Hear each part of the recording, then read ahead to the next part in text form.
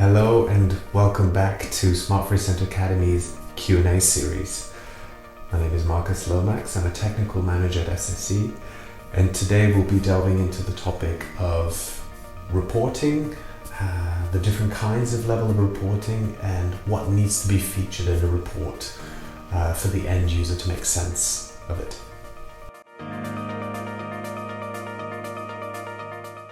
When reporting, it's important to display not only emissions, well-to-wheel emissions as a minimum, but it's also important to report emission intensities.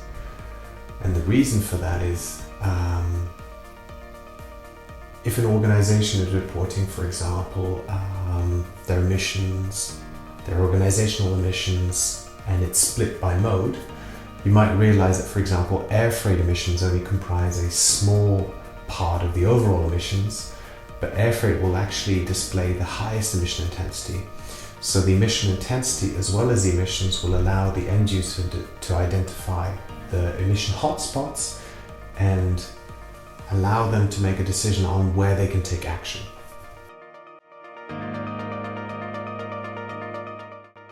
So when we are reporting, we are of course reporting emission data, so well-to-wheel emissions and emission intensities, but we also need to display other information so that the end user can make sense of the information being displayed.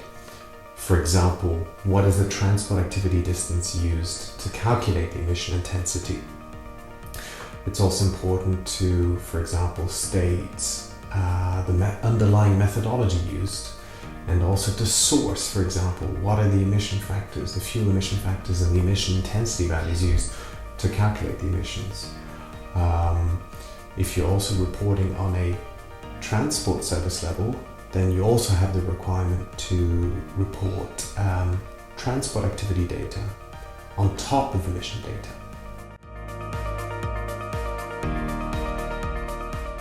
So there are two ways of reporting. So when you're reporting on an organizational level, you are reporting either the entirety of the transport chains or part of the transport chains that are either operated or purchased by an entity. And this can be declined by business unit, geography or subsidiary, or cover the entirety of the organization.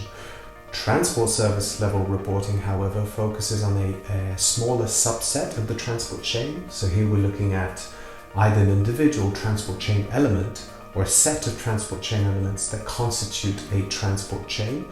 And this level of reporting is done when a service provider is reporting to a service user. And what is the difference? Well, luckily they're very, very similar.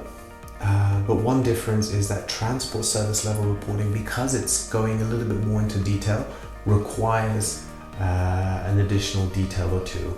One of them is, for example, that the well-to-wheel emissions need to be declined further into tank-to-wheel emissions. So what ISO 1403 terms as operational emissions, in addition to the energy provision plus the operational emissions.